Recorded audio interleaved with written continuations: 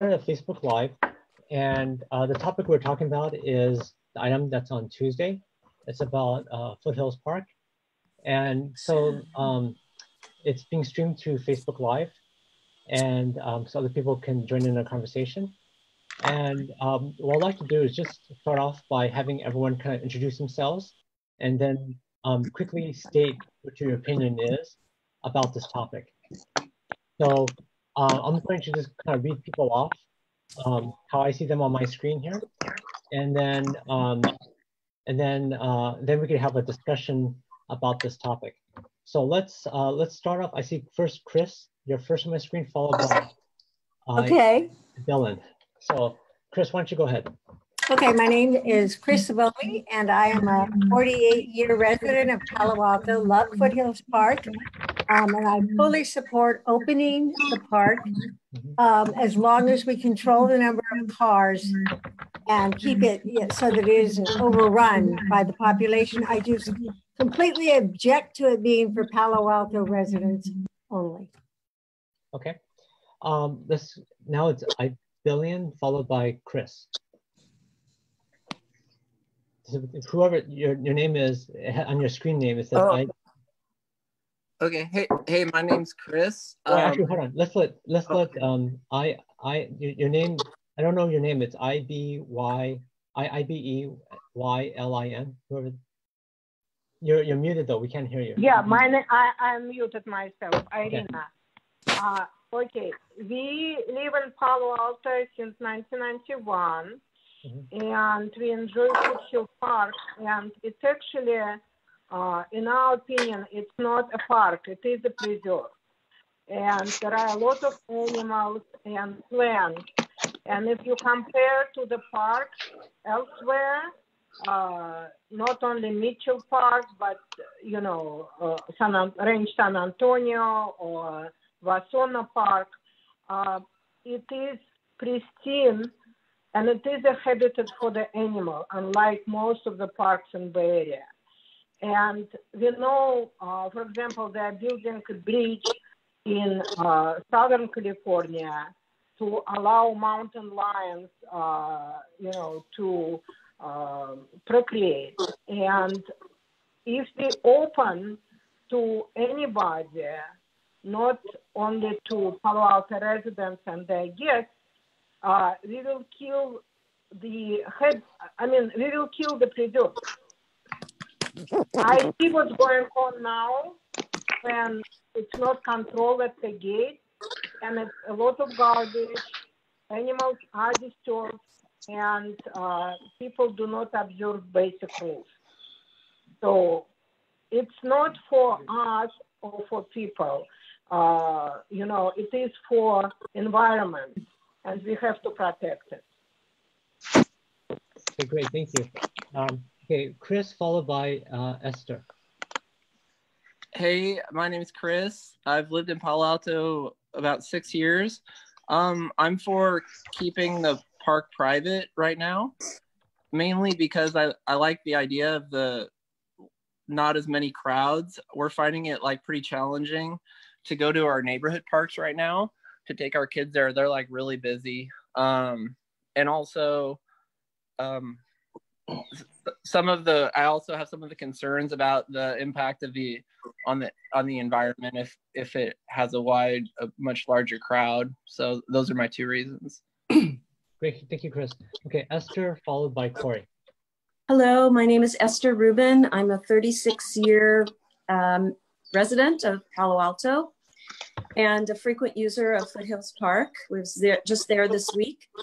I do want to find a way that we can open it.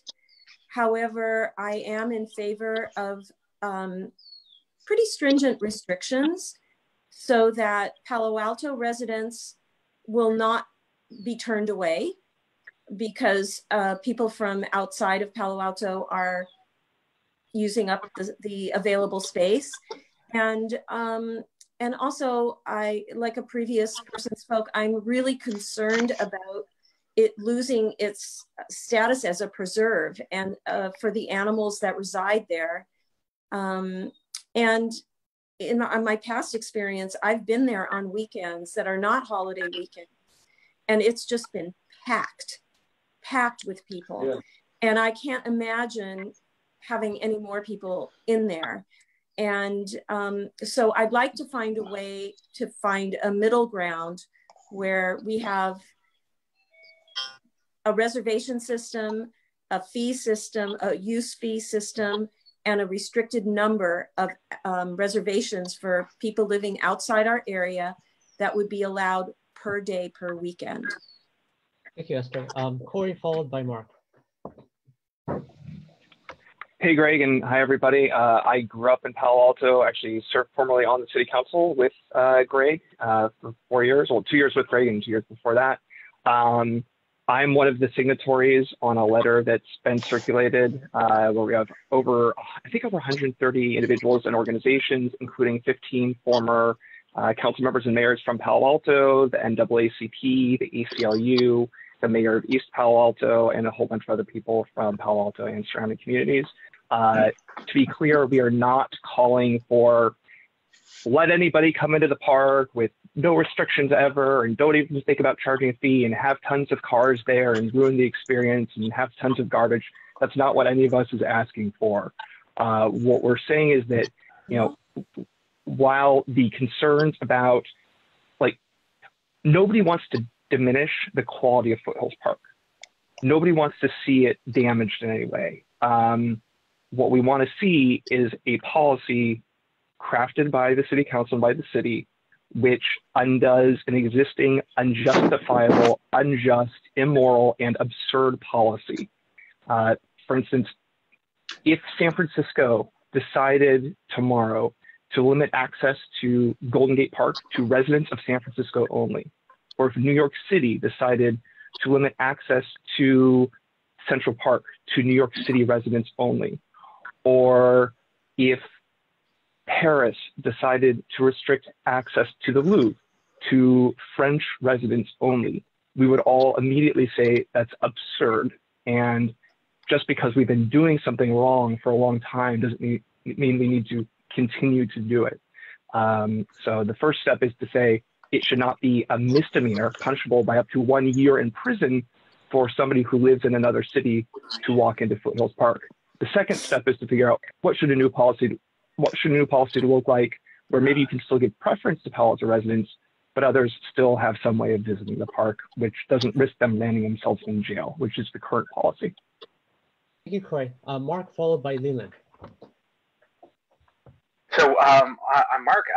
I've lived in Palo Alto for just over 2 years.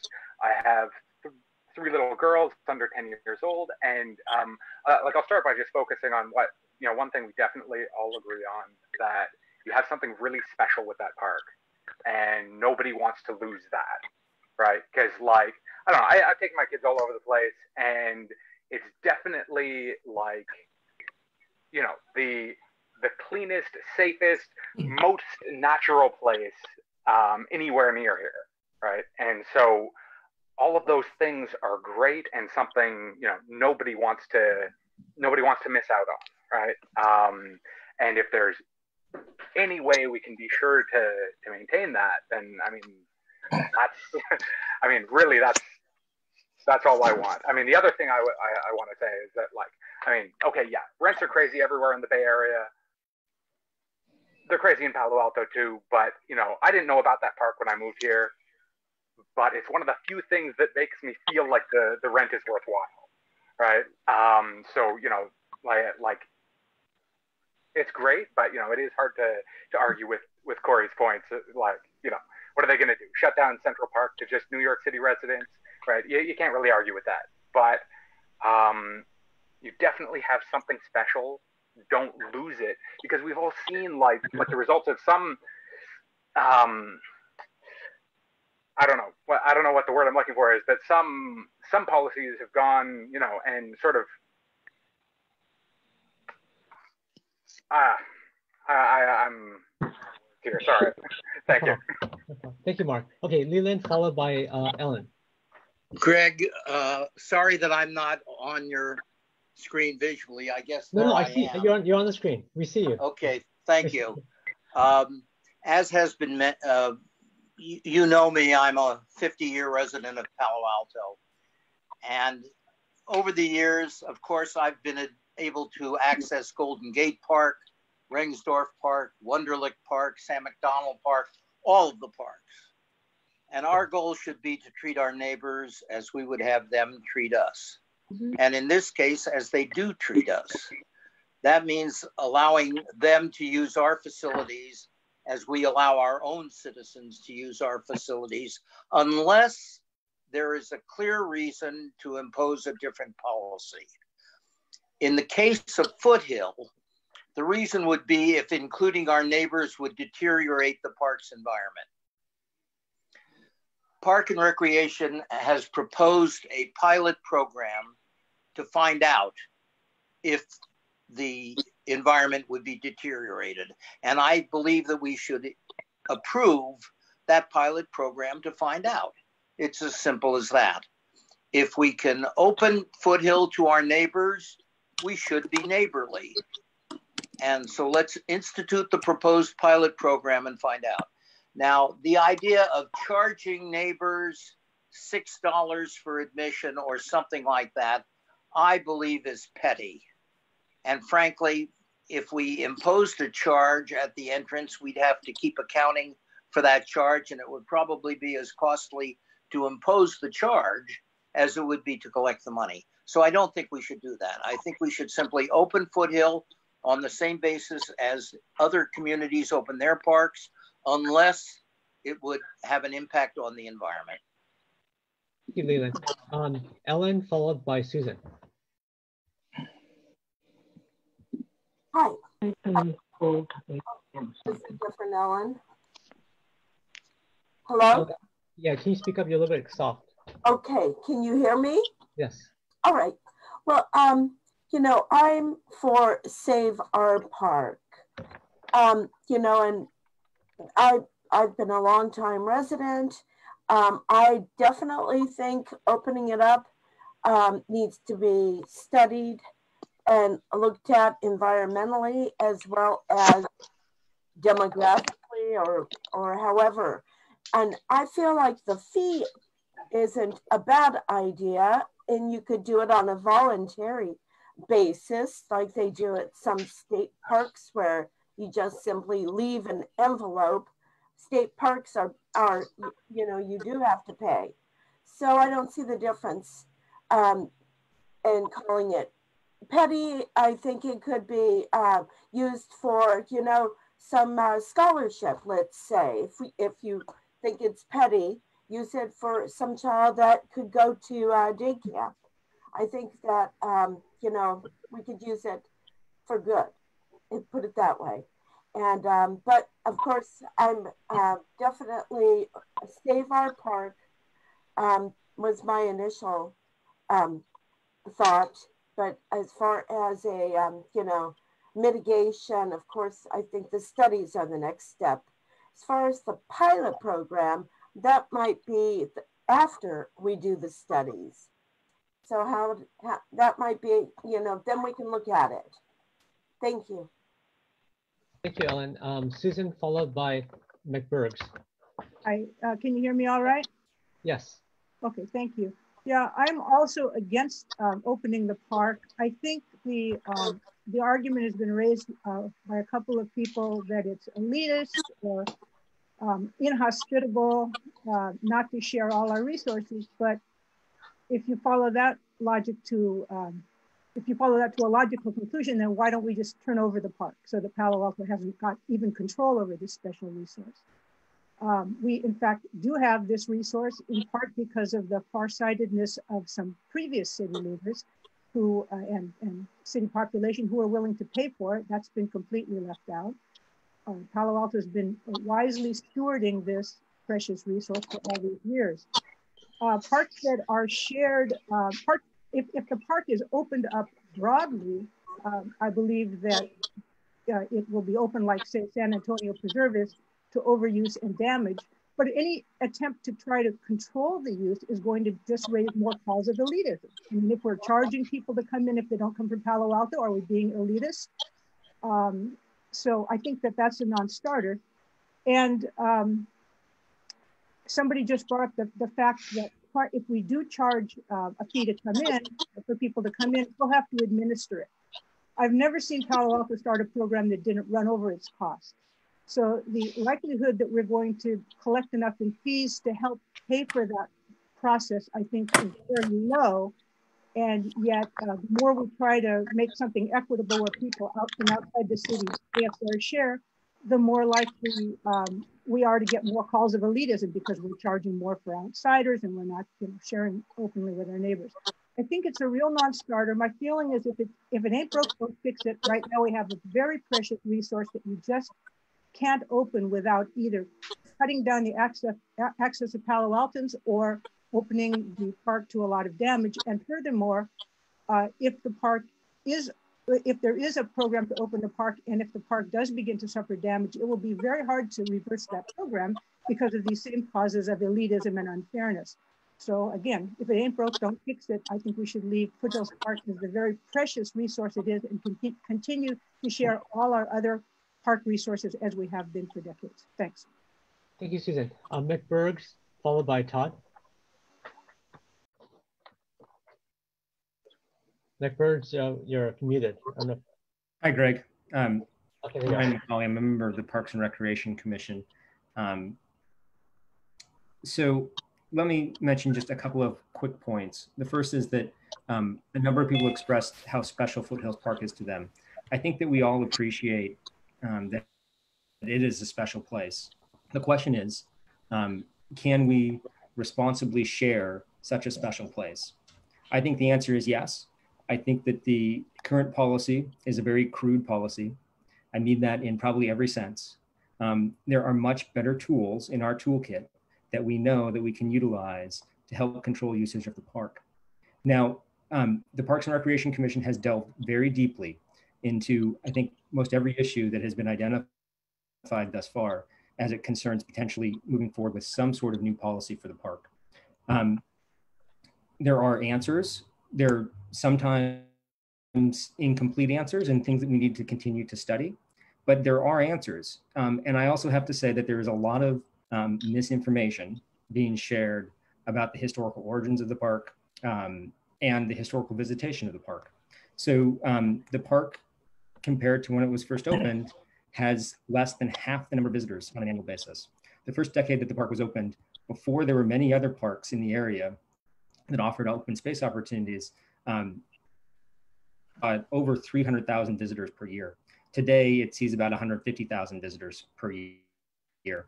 And so the reality is that the historical usage of the park is different than the park as we know it today. Now, it doesn't mean that we want to have 300,000 visitors to the park again, but are there tools that we can use to reasonably share the park and moderate the level of visitation? There absolutely are. And so we should use those tools rather than the one that discriminates by zip code. Thank you, Ryan. Todd, followed by Cecil. Yeah, hi, this is Todd. So when we first looked at buying a house in this area, and this is several years ago, we moved here in 2014, bought a house then. We were excited about a number of things. One was the schools. We now have a 3-year-old, and the other, or there are a few other things, but we were also very excited that Palo Alto had its own park. It was really cool, and we go to it a lot. It's not a big park, but it's great to go and watch sunsets. It's great to do a small hike, and it's nice that there's a little lake there, and you can paddle out there. So we think it's really special. I mean, I don't think everyone is going to believe it's sort of a crown jewel, but I kind of do. I think it's really amazing. And I want my 3-year-old to grow up someday and say, wow, this is our park. It's really, really cool. So I do want it to remain an asset of Palo Alto that's limited, maybe with some existing qualifiers, but limited to Palo Altans. I was there this morning with my family at 10:30 to 12:30, and it was busy. When you're walking the trails, you're walking by people at a pretty, short, limited distance, certainly less than 6 feet. And so anyway, that's kind of how I feel about it. But I would add also that I'd like to see things go further in this direction, if you will. I'd like to see us, really foster this asset or foster this park as a crown jewel of Palo Alto. And I'd like to see us do more to encourage other Palo Altans to use the park. It belongs to everyone in Palo Alto. We all pay a lot in taxes. Many of us complain we don't get as much back from those taxes. So maybe we can do more to give access to Palo Altoans. So that's my 2 cents. Thank you. Thank you, Todd. Cecil, followed by Mike. Cecil, do you just want to say a few words? Yeah. Thank you. I'm Cecile. Cecile, sorry. And that's okay. My grandfathers are both Cecil. So, and I've raised 2 kids in Palo Alto. They're both grown and flew the coop by now. And I frequently enjoy Foothills Park. It is a beautiful spot. And my stance on it, like my stance on our schools and a lot of the benefits that we enjoy in Palo Alto, is that we should share that with the broader community, because we have a lot. And I would like to see Foothills Park opened up to the broader community, but I also agree that limit. Oh, I think we might have lost her. Okay, we'll skip her for now. Mike, followed by Lee, Judy. Hi, can you guys hear me? Yeah, Mike, go ahead. Hi, my name is Mike. Sorry, I Mike. think that's all. Yeah. Did you have any other words? Otherwise, let's move to Mike. You were cutting out. Oh, okay. You can continue. Go ahead. Sorry. Anyway, I was just saying I would like to see it opened up to the broader community. And if there is a fee charged and a limitation on the number of people who can visit, then I think that's fine. I think that everybody should pay a fee if there's going to be a fee. Thank you, Cecil. Mike? Hi. By Lee, Judy, which I don't know if she or that person can hear us because it's connecting to audio. But Mike, why don't you go ahead first? Okay. Hi, my name is Mike. I bought a house and moved to Palo Alto about 10 years ago. I also have a daughter in Palo Alto school. And I think like everybody here, we all think I would like to call Foothills Park is our crown jewel because it's really something special. And I do think it is important to keep the wildlife there because it is a wild preserve, right? So I do think we should have some sort of limitation on the visit, on how many people can get in there. Just this morning, I was also in Foothills Park, and I arrived there about 10 o'clock, and I cannot find a parking spot, right? And so I guess because of COVID-19, more and more people go to park, and it's with Palo Alto resident itself, it's already getting crowded. And I'm not sure what my feeling is having a fee, but I saw that as a necessary evil to control the access, because that's how maybe you can control the access. As people say somewhere else, I forgot who that is, there are a lot more better toolkit that you can, in your tool chest, can control the access to the Foothills Park. That would be great, and I would like to hear about it.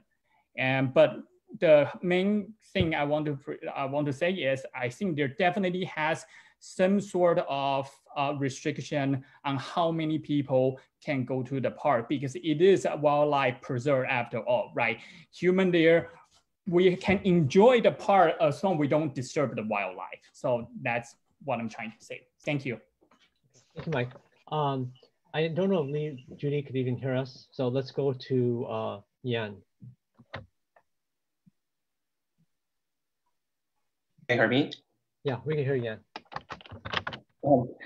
I think this is a great place for everybody living in Palo Alto. We lived in Palo Alto since 7 years ago, actually. We bought a house over here, and the kids love the school. The kids also love the parks, including, of course, Foothill. And my wife and my 2 little daughters went to this park this morning around 11 to 12:30. And she cannot find a parking space until they reach the very end of the road. I believe it's a large parking lot by the end of the road. So I think it's already crowded at this point. So my stand is keep the park as is. It's a great place. It has been running well. We should do something else if we have the money or resource. And the park is important for everybody who lives in Palo Alto. So open the park, everybody else open their parks. It doesn't mean we should follow the same rule for Foothill at this point. That's my point. Thank you. Okay, thank you, Yan. Okay, I think at this point, I might have missed one, but I think everyone has been able to introduce themselves, right?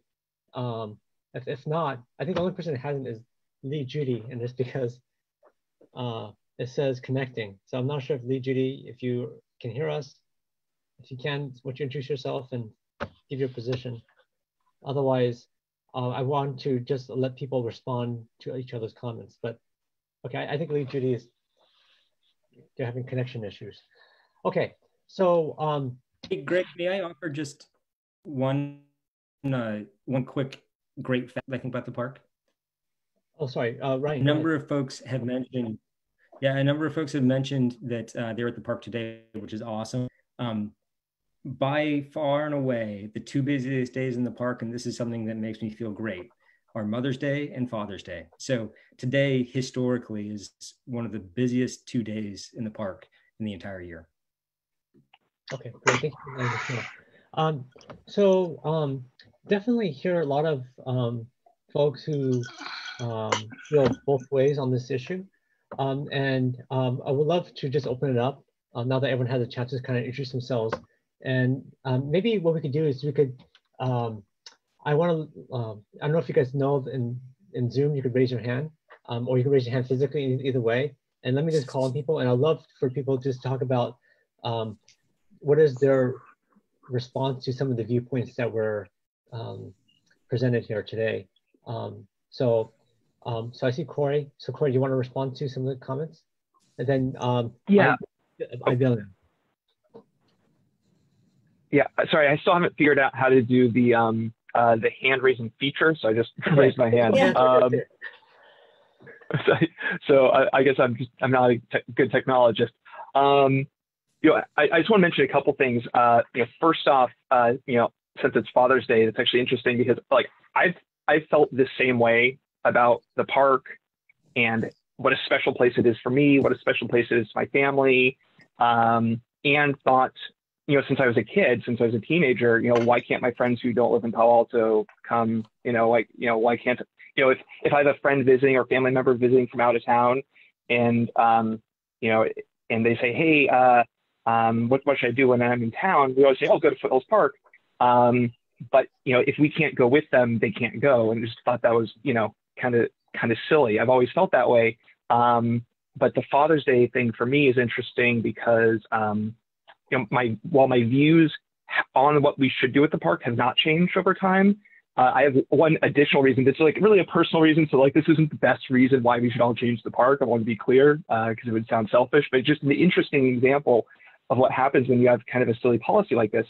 So back in 2016, my father passed away and my mom decided she wanted to have a memorial bench for my father in Foothills Park. And so now, Bob Wolbach has a memorial bench in Foothills Park. My brother lives in Santa Cruz.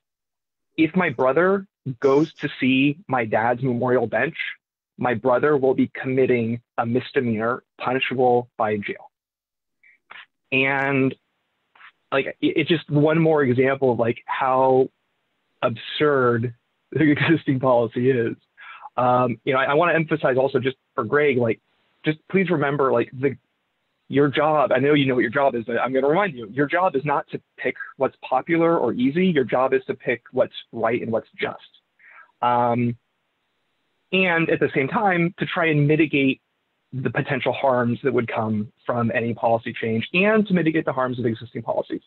So on what I've heard people raise as concerns, I mean, the argument that it is special to us, unique to us, we have exclusive access and we want to stay exclusive is an argument that I'm not going to bother refuting because I just think it's not appropriate when you're talking about public spaces, right? That's what a private country club is for. Palo Alto has a private country club. You want to join that and have your private space, that's fine.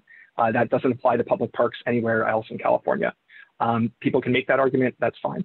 I'm not going to deal with it much. But the serious concerns that I think we really do need to tackle, but are very much solvable, are who's paying for it, and getting too crowded, and especially in preserving the ecology and cars. On who pays for it, I'll just mention that a lot of people do pay taxes in Palo Alto who aren't residents. Anybody who comes here and spends money, maybe they work in Palo Alto, and while they're here, they go out and buy lunch or buy coffee, they're paying sales tax. People who visit Palo Alto and stay in a hotel are paying hotel tax. So just keep that in mind. Also, I'm of those of us who want to see the policy change, we have a range of views about what the new policy could be. I'm open to a fee, especially a fee on cars, because that's really the key concern. Because it's up in the hills, it's hard to get to biking or walking, but some people do like to bike or walk up there. My personal preference for new policy would be charge $5 or $10, maybe $5 during the week, $10 on holidays and weekends per car, but have that fee waived for Palo Alto residents. So nothing would change for Palo Alto residents, but if you're not a resident, you could still come. But because there are so many other free parks around, like non-Palo, which is also in Palo Alto, or Corte Madera, Purasima Creek, Redwoods, all these other parks nearby where you don't have to pay to drive in, it would be kind of an incentive to get people to go to those other parks and also recoup cost, because we want to make sure we get the right, everybody's chipping in.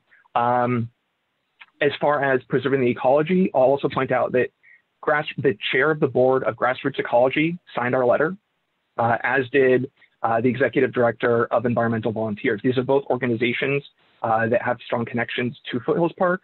And so I would just, defer to them for, their thoughts about that. But I think that there's definitely ways to discourage people from driving into the park and address the biggest concern, which is too many cars coming there.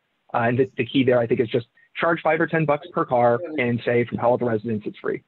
Okay, so let me just let you know. So I see that a lot of people raise their hands. So I think William, you raised your hand, and then I think Cecil raised your hands next, and then I'll call people in order. So if you want to speak, just raise your hand, and I'll call you as I see them. So William, do you want to say something?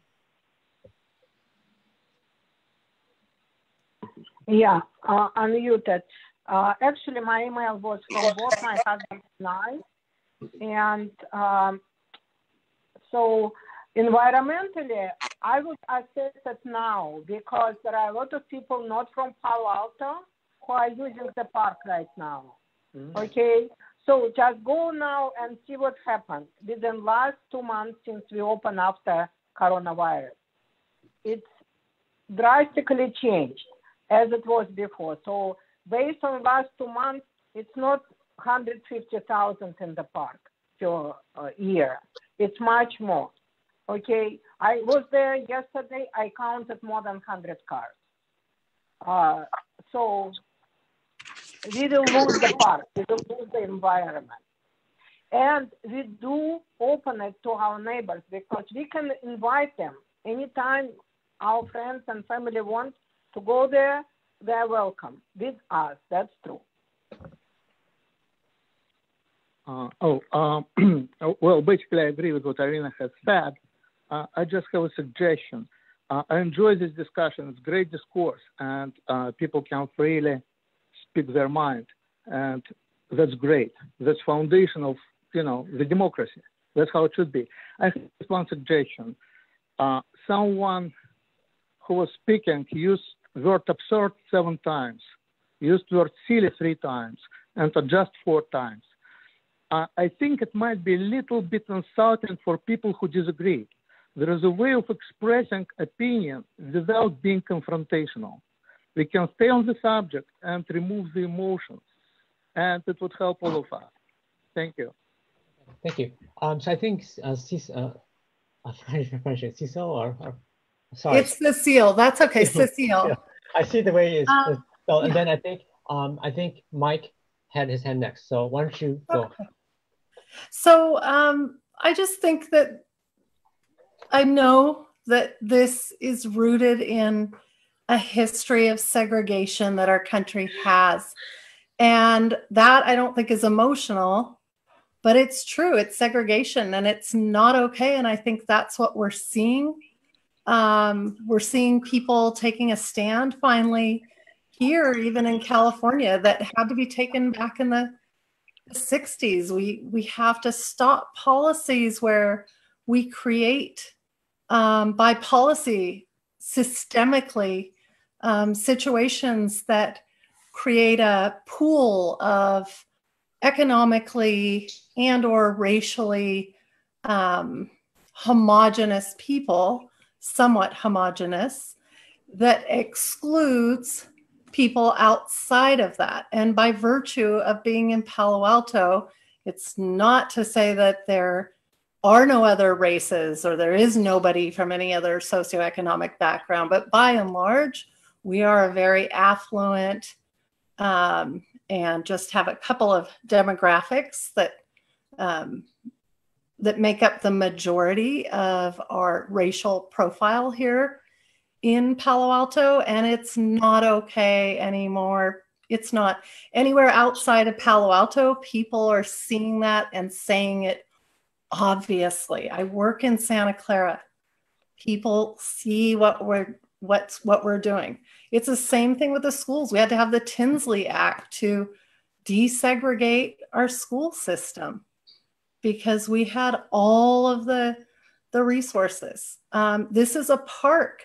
It's a public land. It's not a country club. People can come in, they can pay money. We can limit the number of cars.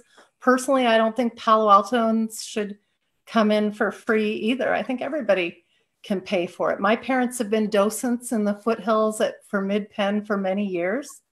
And yeah, there are plenty of parks where you don't have to pay, not parks, open space preserves. And they do a really good job of preserving the land, the animals, all the beautiful things that all of the people are saying they want to protect. There's other ways to protect it without excluding people who are poor, people who are Black, people who are Mexican. We have about 5 minutes left. So let's go on to Mike, followed by Todd. And I know that some other people are having trouble pressing the blue button, so I'll call you Chris, and I think Leland, you may have to have your hand up too. So Mike followed by Todd. Hi, I have a quick comment. I think we should just stick the discussion on the park instead of talk about social problem, because it is not really a social problem and segregation here. I'm sorry, you're comparing the systemic oppression of African Americans to a park. That just, I think it's cheapened the severity of things they are facing through. I'm sorry, you just want to hear that. It's just a bit too much for me personally. And also my wife is a teacher and I'm not an affluent person. I used to rent in Palo Alto. It's not, at least for me, for middle class, it's not that difficult to find a rental in Palo Alto and can still go to park, right? And let's just not get away from like expanding this into a social justice program. So my point is, there's definitely need a restriction of the access. That's just the way it is, because we cannot have everyone going to the park, right? And the cost is definitely need to be controlled. And also, earlier the argument about, people passing by also pay taxes. Yes, that's correct, but not just because we pay taxes, it doesn't guarantee you have the same result. I'm just taking, for example, all the people who have a green card, they pay the same tax, but they don't get Social Security. Why? Because there's a certain perk of being a US citizen, right? So I'm not saying that Palo Alto has the perk. I'm just saying that that seems to be a kind of, at least in my mind, not really an argument, right? Because you do have kind of access control. How was access need to be done? I'm not sure. I'm happy to hear what that can be done, but let's just not drag into trying to fix our social problem using the park access. The point is, how do we preserve the park? How do we keep it good so people can enjoy? And I'm just hoping not getting this discussion distracted by all the problem we currently have in this society. Thank you. Okay, thank you, Mike. Todd, followed by Ellen, and then Mark, and then I know Chris and Leland both raise their hands, so I'll call you guys too. Sorry, I'm doing the blue hands first, just so otherwise I'm gonna lose track. So Todd, why don't you go ahead? Yeah, great. Thanks, Greg. So I wanted to I had originally said that I felt that this is a crown jewel, should be limited to Palo Alto citizens. I also think, Greg, if you're or any of your colleagues are on Nextdoor, the threads that I've been seeing, there's a lot of folks that feel the same way. They're obviously not on this call. So I'd encourage other ways to sort of reach out to them, pull them in or get to them and hear their views. Second, I sort of earlier said I'd like to see more encouragement, more outreach to folks to use the park. Yeah, I'm sure there are days when it's not at full capacity. I bet there are plenty of folks that would say, even when it's not at full capacity, it seems pretty busy. But you know, if there is sort of like some objective criteria, I personally would like to see those people who are here paying taxes get more benefit out of that park, and they should be the priority. And last, and I hope this may come across as criticism to you, Corey, but you know, I think everyone should have a voice. I feel not terribly pleased that, you know, you're talking about all these institutions that have signed on to your petition who aren't Palo Altans. I mean, that kind of bothers me a little bit. I mean, I suppose it gives your argument a little more heft, some more credibility, but to me, it's not speaking to the people that are here that should be speaking. So again, I don't think Corey got overly weighted in this discussion, but you know, talking about all the external people that have signed on to his petition just kind of rubbed me the wrong way a little bit, to be honest. Thank you. Thank you, Todd. Let's have Ellen followed by Mark, and then I think either Chris or Leland next. I'm not sure, but Todd, do you want to go? Thank you. Oh, sorry, Ellen. Sorry. Hi. Thank you. I'm totally agree with Mike. Speaking to that, it's, you know, nobody's intention to be socially unjust in this beginnings of this beautiful park. It was intended to be open space. It's been our intent to be environmentally sound, and it's for me something that is our heritage. And it's for, you know, we did bring it up. This happened because of Palo Altans. This happened because no one else would do it. And I feel like we've preserved it. We've done, this is where we are. And it's because of us that we are, that it is the way it is today. Otherwise it might be the trails all trampled down, and, you know, it's already hard to maintain them. Those bay trees are coming down the hill. It's, you know, it's a lot to keep it as it is, as far as fire is concerned, that sort of thing. And that's why I said have an environmental impact report and find out about how many people the park really can sustain, not just open it up. And if we do open it up, I think that we put a lot into this park, and that's why we do this for Palo Altans. We did a lot to do this, and it is as far as social justice. That's like you know, a reason why you're saying open it up. It's not because we are not good people. I think we've said a lot, and we are proud of Palo Alto having this type of park. And I say save our park, because I'm looking for the future, not just today, not just, in fact, you know, that you were saying about, you know, lower class people can't, I mean, I think that's a very large statement, and it seems that you're off track with that. I'm sorry. As far as Todd was saying about what Corey was talking about him, yes, I'm Corey. You've got good points, but I don't think they talk from the people of Palo Alto, and I think you've missed the point. This isn't that type of park. This is a preserve. This was always meant to be. It's a lot of work to get it to be something that people could even enjoy as much as they do. And you know, this is for the future, and that's my argument. And I don't think I'll change yours, but I'll agree to disagree because I'm all about the future. Thank you. Okay, thank you, Ellen. Mark, followed by, I'm not sure whose hand was up first, Leland or Chris, but I saw both your hands up, so I'm not sure. But Mark, why don't you go ahead?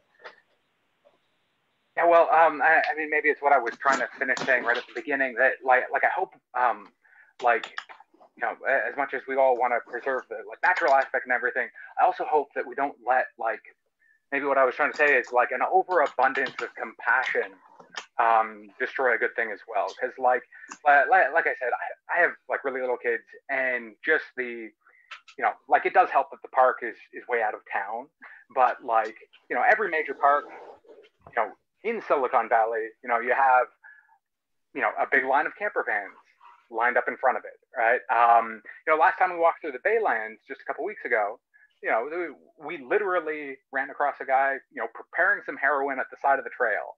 You know, everyone here has been to San Francisco. You've literally stepped over human shit in the streets, right? And you all know it. I mean, some of you, you know, probably don't like to think about it. Sorry, I'm being vulgar, but, you know, like, some of these are examples of where, I don't know, like we're doing something wrong in California, and I don't know what it is or how to fix it, but I hope we don't make the same mistakes here. Okay, thank you, Mark. Leland, followed by Chris.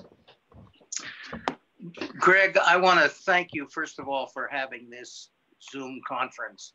It's good, very good, to hear in this way from this broad array of residents of Palo Alto. As you're well aware, what is being proposed is a test, not a final implementation. It's a test program. It's a pilot program. The test will run for, I believe, 6 months, maybe a year. And based on the test, it will come back to you and you'll make the final decisions. So the important thing is that what you'll be doing will not be permanent. It will be a test program. It can be changed. It can be implemented. It can be rearranged. And there will be data that will be gathered. We already have some data which indicates that a test is in order, and the test will give us even more data upon which a final decision can be made. So I just wanted to stress that for you, and thank you again for having all of us on this call. Okay. Well, first of all, thank you for all of you guys for participating Sunday. But I want to I really appreciate it. I want to let Chris go, and then Corey, I saw you raise your hand, but I know that there's a few other people who haven't said anything either, so I also want to give them a chance. But Chris, why don't you go ahead? Okay, thanks. Yeah, I just want to point out that when I compare it to, like, we used to go to the Stanford Dish Loop a lot, and now that's been closed for a while because they can't really maintain social distancing. And like Rancho San Antonio is normally pretty packed. So I mean, given the coronavirus going around, I think it's really nice to be able to go to kind of a less traffic place. Secondly, to the I forgot the name of the person who was talking about how it was racist to have this. My understanding was the reason it was excluded from people was because Palo Alto went to other areas and none of them wanted to pay or share any of the costs. So I didn't think it was rooted in racism or anything like that at all. So I was just pointing that out to whoever said that. Okay, that's all. Thank you. Okay, thank you, Chris. So I think, I don't know if Yan, you want to say anything, or I'm trying to think of who else did not say anything here, or Chris, or anyone else, but Esther. Okay, so Esther, sorry, I missed you. Okay, so Esther, please. Whoops, sorry. It's really interesting to hear this. And I also want to weigh in to thank you, Greg, for making the time for this. And it's, I'm happy to participate, but mostly I'm listening and learning. Me too. But having just, we go frequently, and we've been on weekends, and I was just there this week on a Wednesday, I think. And my concern is that you don't have accurate numbers that you're working off of. I'm sorry, I forget the name of the person from the rec department that said that the numbers have dramatically dropped since the park was open, but I don't know how that could be validated, because there's nobody at the kiosk monitoring how many people are going in or out during the week.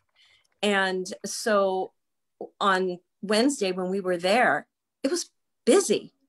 There were constantly cars driving up and down. We had to drive halfway up to find a place to park. And we were with our grandson, who's young, but so we were on the lower trails, but there were people all over the place, and which is great. That's what the park is there for. But I just want to make sure that this is going to be based on accurate numbers. And how are we going to ensure the numbers, maybe on the weekend, but during the week, how is that going to be ensured if there's nobody there actually measuring it? The other thing I wanted to say was, I just got distracted by the chat.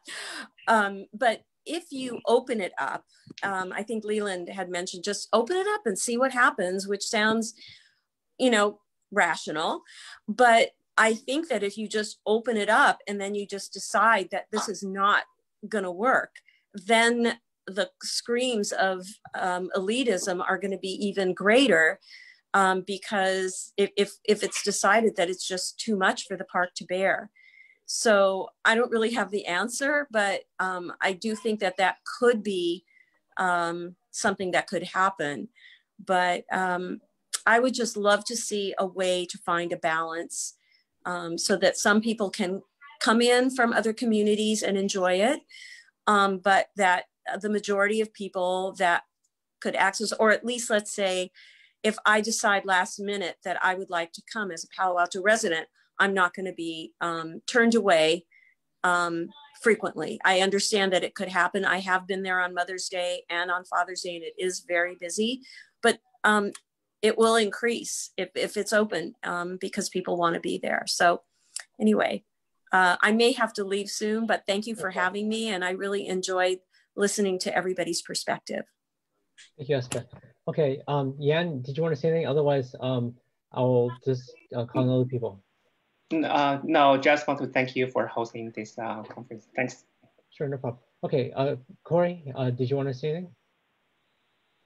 Yeah, actually, I just wanted to respond to a couple of the critiques that were offered of my earlier comments. First, I apologize if anyone was offended. I didn't intend to refer to any person here as silly or absurd. I was referring to the policy that we have in place, which, again, I think it would be silly and absurd if San Francisco said none of us could visit Golden Gate Park because we don't live in San Francisco. That is my view. You can agree to disagree. I think it would be silly and would be absurd. I think it would be absurd to arrest somebody for walking to Foothills Park. That's what the current policy allows. I think that should be changed. That's just, again, my perspective. Also want to mention, people were critical of the letter that I mentioned earlier. I just added to the chat. So if you click the chat button, you can actually download the PDF. I just uploaded it there. That's the latest version. Please note that, again, that includes 15 former Palo Alto council members and mayors. It includes a lot of people from Palo Alto. That's not just people outside of Palo Alto. We started by going to people in Palo Alto. Also a number of faith leaders, people who run faith, churches and synagogues in Palo Alto. Those are mostly people from Palo Alto who are very connected to the Palo Alto community. We also didn't reject other people from joining the letter, in keeping with the spirit of what we're encouraging. So again, you can just download that in the chat. As far as it being a preserve versus a park, there are a number of open space preserves in the region. which are open to all, including, as I mentioned earlier, Montebello Park, or Montebello Open Space Preserve, which was the first Mid-Peninsula Regional Open Space Preserve in the region and is in the city of Palo Alto. It's open to all. It does not charge. Again, I'd be open to a charge for Foothills Park and then waiving that charge for residents so that residents get preference. You know, so you can have a preserve that's still open to people. You know, the question I think at hand is not, you know, is it a park or is it a preserve? The question is, you know, how do we justify maintaining a policy which is so anomalous compared to the policies in place for other parks and preserves, whether city-owned, regional open space district-owned, state-owned, federally run throughout the state of California? You know, like we want to say, you know, Yosemite is only open to California residents. It's just, I think it's because we do something that is so different, I think it's incumbent upon us to either justify that, which I'm not able to do, or to change the policy to be more akin to one of the many options that are available for other parks. I think that idea of, you know, charging a few bucks like the state park does would make sense. And again, you know, either a discount or waive it for residents. Again, the biggest issue here really isn't the people or where they're from. The biggest issue here is limiting the number of cars. And I think that's where we should focus our attention. Okay, thank you, Corey. So let's see, are there any arguments either side that anyone has that hasn't been made or that anyone would like to make that would help kind of inform our discussion here? Does anyone have any other, are there any other arguments that hasn't been talked about so far? Ellen, go ahead. Well, if we can't get accurate numbers on how many are in the park, how do we know that people who actually are Palo Altans will be able to park? I mean, if it's a parking issue. So I think maybe you get a parking permit to be able to come in. You know, I'm just trying to make a solution because, you know, it is our park and it would be sad if it becomes overrun with non-residents, which is kind of the point of why we want to have a park for, you know, the people that do live here. Okay, so it goes both ways. It's sad to, you know, that you bring up council people like their weight is more than mine. That's another point. I've been here very long, and as far as I'm concerned, you know, I feel my vote is as important. Thank you. Susan, do you want to say a few words? There's something I want to say. There's kind of an undercurrent of that the people who want to preserve the park for Palo Altans are somehow unfair. And yet, if you look at the various arguments saying, well, we'll have to do something to preserve Palo Altans' right to come in, to enter the park, then obviously that opens that part up to being people saying that's unfair. So unless we're going to give the same access to everybody all the time, people who, the argument can be made that, well, we're just being elitist. And to go back to my original statement that I made when I first spoke, you know, but the logical extension is, why don't we just hand the park over to some bigger entity and open it to everybody? And yet, I don't think people want to do that. But if you want to go with the social justice argument, you pretty much can't avoid that will come up.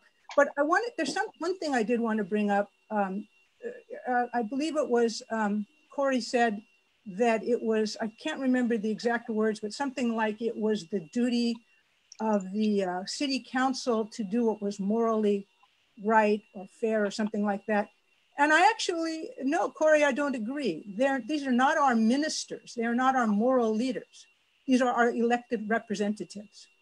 So I think they need to listen to the voice of the citizens and then make decisions according to what their people they represent think is the best way to manage the city. I think that is the job of a city council member. If you want to set yourself up as a moral leader, then put yourself in a position, join a spiritual community, and then you can be a moral leader. That is not something that you can impose your impression of morality on the rest of the city, whose impressions of morality might be different.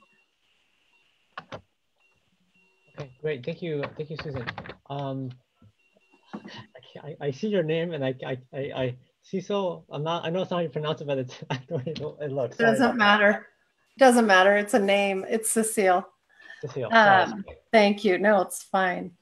I just wanted to comment on couple of things I heard. One of which was it is not the intention of people of Palo Alto to exclude based on race or socioeconomics.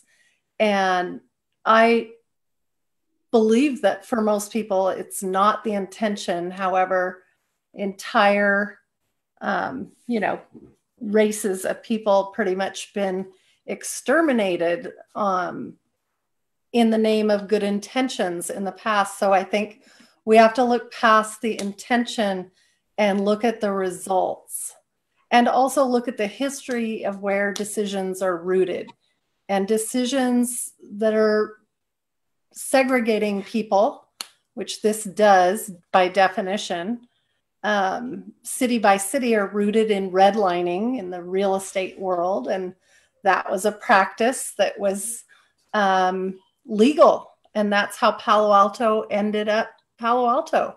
So that history is out there. Somebody said, see the 13th. That movie describes the systemic racism and how those things come up. It's not to say that people are saying, oh, I don't like this race of person or that race, so we need to keep this Palo Alto. Certainly none of us are accusing Palo Altans of that. Am I saying that Palo Alto supports and argues in favor of immoral practices that were rooted in those things? Yes. And just by virtue of saying that the city council is not here to make moral decisions, I think is even more, because that's the same as saying then they are here to uphold decisions, whether they're moral or just or not. That is not the city council. Think about what it was like in the South when it was segregated in the South with the Jim Crow laws. People didn't want Black people sitting, or brown people, colored, sitting at the same lunch counter. They wanted to preserve their heritage. That is where this came from, and we are perpetuating it. With men's universities, men's clubs, women were not left there. It was the heritage of men to have Ivy League schools. I know people are rolling their eyes, but outside of Palo Alto, it is so obvious what is happening here. I'm not sure why people can't see it, but. Thank you, Cecile. Mike, please. I mean, do we really always have to go to this route? I mean, by that, you can argue that even though Yosemite National Park is racist because they require money to come in, they require a car to come in, they require a lot of means to come in, right? Then, I mean, why can't we just stick with and that? You understand, like most of European national park, they have a permit, they have restriction. Right. This has nothing to do with being, I know German because I know a lot of German friends. They have certain permit, they have a certain limit they have to go through. Doesn't mean they, press against everybody else. You have to understand, in order to preserve a wildlife, you have to have some sort of access limit. It has nothing to do with race or being a racist, right? And can we just stick with how do we preserve the park? And also, I might be offending people who live in Palo Alto here, but Palo Alto it is a wonderful place, but it's not impossible to come in. A middle class salary like myself can live here. I might, it takes me a while to buy a house, yes, but my rent is only $900 for a studio, and it's not impossible. So say if our rent is like $5,000 a month, yes, you can argue this is socioeconomic other things, but I hate to say it is hard. I agree, but it's not impossible to live in Palo Alto, and I didn't have to do extraordinary things to people live in Palo Alto. There's enough, not rich people in Palo Alto. So, I mean, that's also the idea of Palo being elitist is what I don't understand. I mean, but anyway, I sidetracked too much. My point is, can we stick with access control?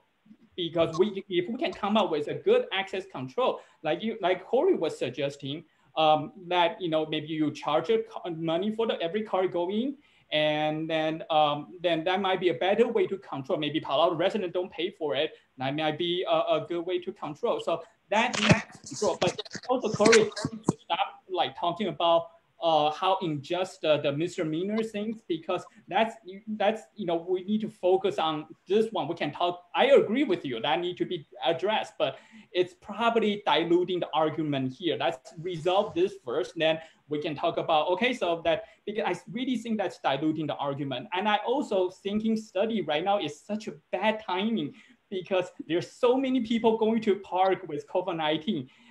This study, I don't think it's going to be very accurate. So if the goal of study is opening up the Foothills Park, I think you're shooting yourself in the foot. Okay, that's my personal opinion, because you're gonna see a lot of people going in the park right now, and Palo Alto residents will be pissed off because they couldn't find a parking space, and they have so much resistance doing this right now. Then let's say wait 2 years later when there are more.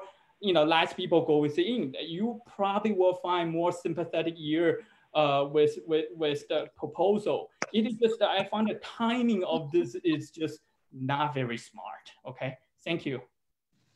Anyway, okay. I think we have a really good set of arguments on both sides.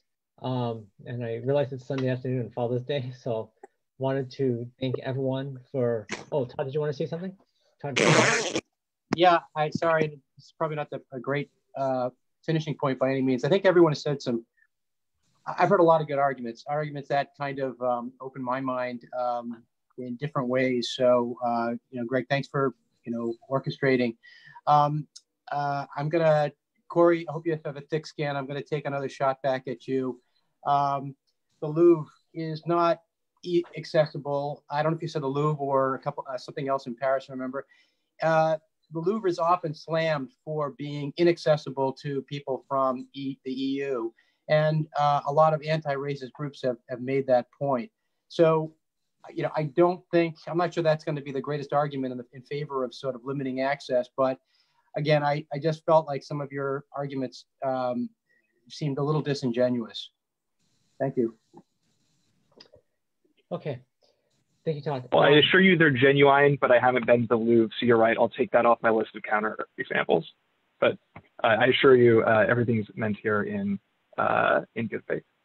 Yeah, you could say Champ de Mars instead, like the park in front of the Eiffel Tower. I mean, to me, that point about other major parks and that's the most convincing thing for me. Golden Gate Park in San Francisco. I can't argue with that, so I won't. Yeah. Okay. Well, I want to thank everyone for making time on Father's Day on Sunday to chat with me. I do this to really, because I want to hear the voice of the community, and I do these especially for topics that are somewhat controversial. And so it is posted on Facebook. You guys are welcome to continue the conversation. Leave any comments, questions, thoughts. You can share the video, whatever. Again, it's you guys' weekend, so thank you for being available and chatting with me. And I hope everyone has a great rest of their Father's Day today on this. Really appreciate it. And I expect to have a very robust conversation on Tuesday as well. So Happy okay. Father's Day, Thank you. Happy Father's Day, guys. Okay, thank you. Okay, bye-bye. Thank you. Have a good evening. Have a good weekend. Have a good weekend.